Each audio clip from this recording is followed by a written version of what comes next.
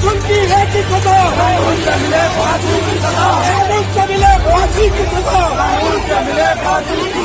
हैदराबाद से BJP MLA Raja Singh ने हुजूर सल्लल्लाहु अलैहि वसल्लम की शान में गुस्ताखी की। इससे पहले भी कई बार इसने इस्लाम और मुसलमानों के खिलाफ बयानबाजियां किया है। हालांकि राजा सिंह के खिलाफ कई सारे केसेस बुक हैं, फिर भी वह आज़ाद घूम रहा है और अब इसने हद ही पार कर दी।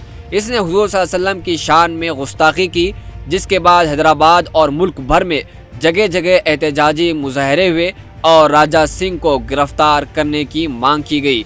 इसके बाद पुलिस ने राजा सिंह को गिरफ्तार भी किया और फिर शाम को राजा सिंह को अदालत से जमानत भी मिल गई। 3 महीनों में दूसरी मर्तबा एक और बीजेपी लीडर हुजूर सल्लल्लाहु अलैहि वसल्लम की शान में गुस्ताखी की। इससे पहले नूपुर शर्मा ने हुजूर सल्लल्लाहु अलैहि वसल्लम की शान में एक लाइव टीवी डिबेट में गुस्ताखी की थी, जिससे बवाल मचा था। नूपुर शर्मा ने हुजूर सल्लल्लाहु अलैहि वसल्लम की शान में गुस्ताखी करने के कुछ दिन बाद पार्टी ने उसे सस्पेंड कर दिया और अब राजा सिंह ने हुजूर सल्लल्लाहु अलैहि वसल्लम की शान में गुस्ताखी की, फिर उसे सस्पेंड कर दिया। क्या यही हाल बीजेपी का होता रहेगा?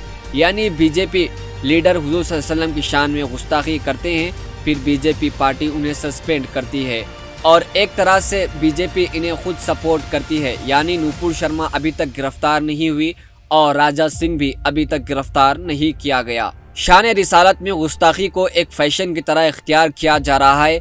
ये जानते हुए भी मुसलमान ऐसी हरकतों को कतई बर्दाश्त नहीं करेंगे, क्योंकि मुसलमान हुजूर अकरम सल्लल्लाहु अलैहि वसल्लम की नामूस के खातिर अपना सब कुछ कुर्बान करने को तैयार रहता है और मुसलमान के लिए अपनी जान, माल, अहलो अयाल, इज्जत व आबरू सारी कायनात से ज़्यादा महबूब हस्ती अपने प्यारे नबी की है। ये सब चीज़ें जानते हुए भी बीजेपी लीडर हुजूर सल्लल्लाहु अलैहि वसल्लम की शान में आए दिन गुस्ताखी करते आ रहे हैं और एक तरह से बीजेपी इन्हें सपोर्ट भी करते आ रही है।